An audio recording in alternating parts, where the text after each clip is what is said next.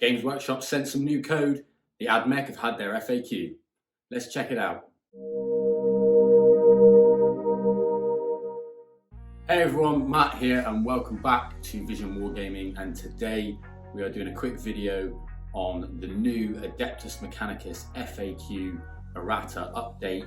Let's fix these guys because they're kind of broken thing.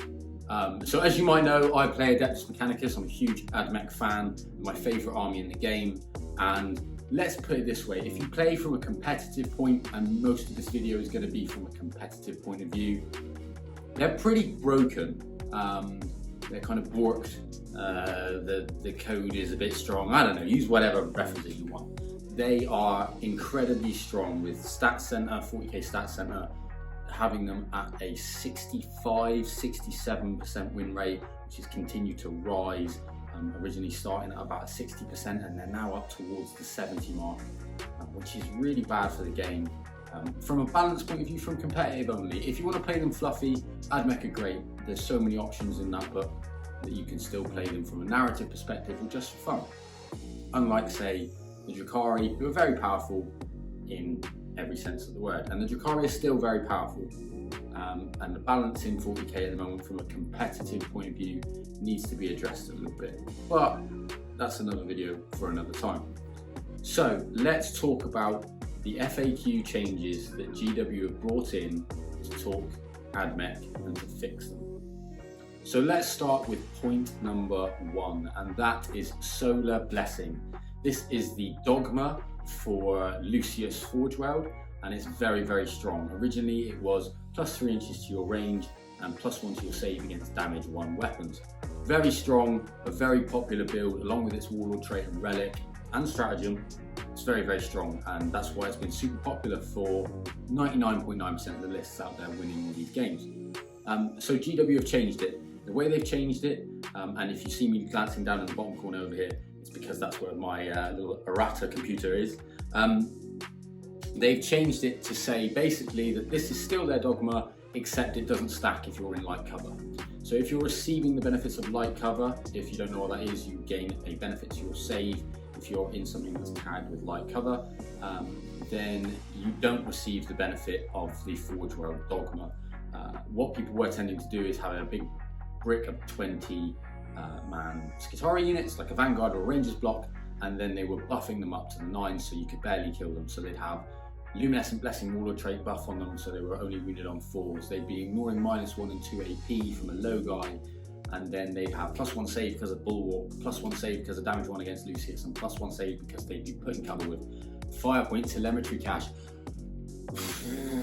That's quick.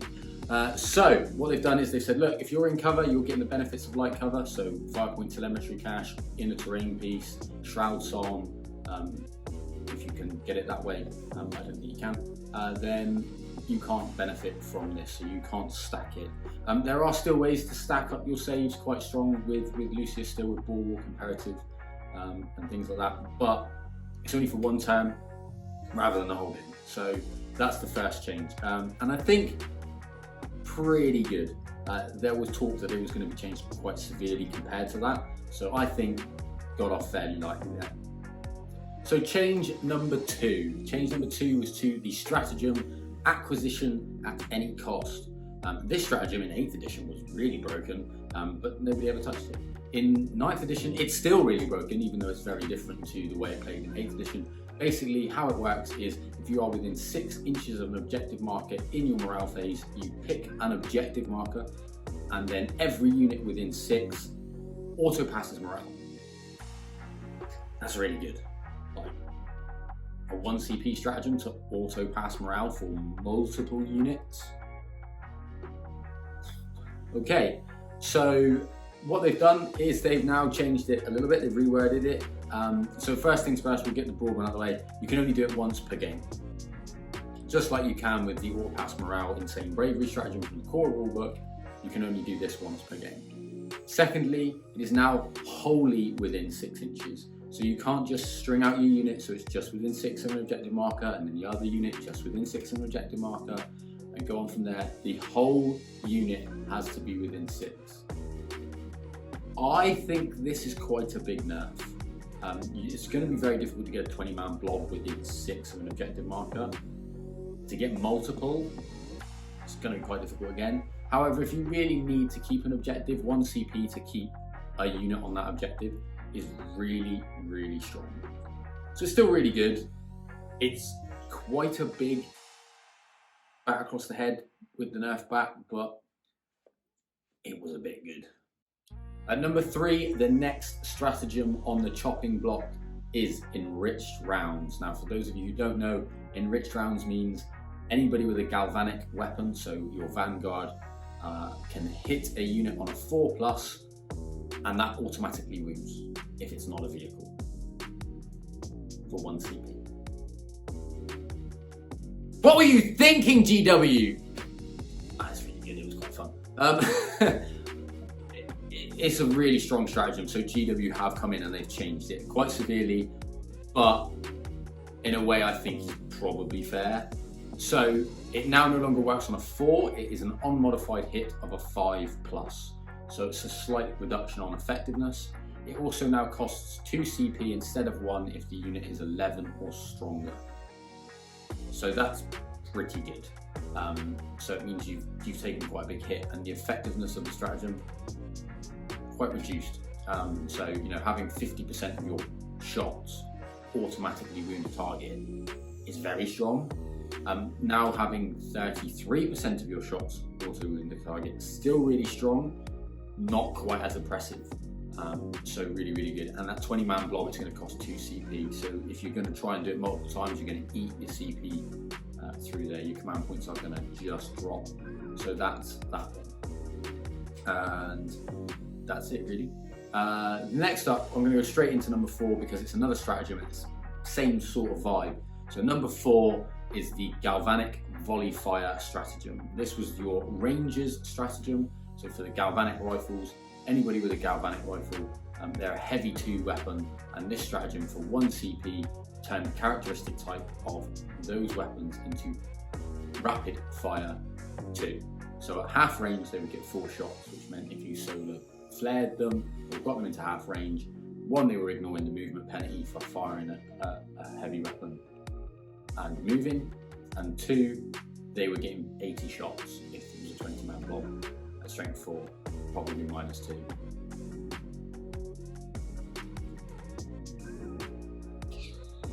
Lots of stuff dies to that. It's crazy. So basically they've changed it. It is now still 1 CP. It changes the characteristic of the weapon to heavy 3. Now, this is a bit of a side grade in my opinion. Like, it's still really good because yes, you're going to move and probably get a penalty to move, but you probably get some dense cover penalties and stuff like that anyway. It doesn't really make much difference, and there's so many ways to ignore the heavy penalty with the Mech, with some of the warlord traits and some relics with Raymond of the Technomartyr and things like that. There's lots of ways around it. Metallica Forge Row, for example. So it's still okay. But this gives you 60 shots at full range with a 20-man unit of rangers, compared to 80 shots at half range. That's still really good for 1 CP. I think that's for 2 CP, sorry, it is 2 CP. I still think that's pretty good. I think you might see it a bit less often because it was so powerful, but I think it's still really good. I think it's going to change how rangers are played a little bit, but I'll get to that at the end when I do my sort of conclusions and wrap-ups. So yeah, those 2 stratagems were a big problem. They were a reason why the 20-man blobs were so effective at killing as well as surviving, with obviously the buffs that we talked about earlier. But I think that's a pretty fair change. So the final change number 5, and this is a big one. Our beloved chicken walkers have lost the core keyword. So both Iron Strider Ballistari and Sidonian Dragoons have lost the core keyword. Sidonian Dragoons didn't really need to lose it. They weren't really a problem. They weren't really in any lists, but it seems silly them having it and then the Iron Striders not. The Iron Striders did need to lose it. Their access to rerolls and some of the stratagems that they could get buffed from, and the warlord traits and the way you could make them almost unkillable and give them rerolls and make them this, that and the other was a bit much. Do I think Iron Striders are bad now? No. Will you still see them taken a lot? Yes. Are they very, very good in Mars? 100%. In Mars, they are now the best they've ever been because they have the killing potential. If for one turn, they're going to get 2 rerolls to hit, 1 reroll to wound, and run 1 reroll to damage. That's really hard to say. So they're still really, really good. As Mars, which they were often taken as anyway, they're going to be amazing. And you're still going to see plenty of them. Are you now going to see a few more things like Dune Crawlers, Disintegrators, maybe even robots, Cataphrons? Maybe. But I still think you're going to see a lot of chickens. But I think maybe the way that they're going to be played is slightly less of them, and probably in a Mars detachment. So let's get to my final thoughts. Is this a good FAQ, and does this help the larger competitive meta survive the Admech menace? And the answer is yes. It's a pretty good FAQ. I think some of the changes are quite strong, but they're fairly fair. Like some of the way that Enriched Rounds has changed is probably like the best of the bad option. Like that was a really good stratagem. Galvanic Volley Fire. Yeah, okay. It's changed. The Lucius Warlord trait, actually think that's not Warlord trait, Dogma, has actually got off lightly because there was lots of talks and rumours that potentially it was going to go to reduce the AP by 1, which is a lot less effective, things like that. So it's still really good. You're just not going to be able to stack and stack and stack and stack for every turn. But when you need things to survive, they're still going to. Acquisition at any cost is a big hit. It was a really good stratagem, but yeah. And the chickens losing core is massive. It's unprecedented. We haven't seen another unit that happen, I don't think. Correct me if I'm wrong in the comments, but I can't see that that's ever happened before. But it does also set precedent that if a core unit becomes a problem in the future, say for example with, I don't know, Thousand Suns, if Zangor are amazing, then they could lose the core keyword if they get it, or if Chaos come out and all the demon engines have got core and then they're all broken and they can take it off them. Like that sets a bit of a precedent for them. So I think that's a good thing. So yeah, overall, I think it's a really good FAQ. I think it's a bit more heavy-handed than the Drakari got. And I think the problem we're going to see now is the Drakari menace is going to reappear again a little bit until maybe some other new codexes come out.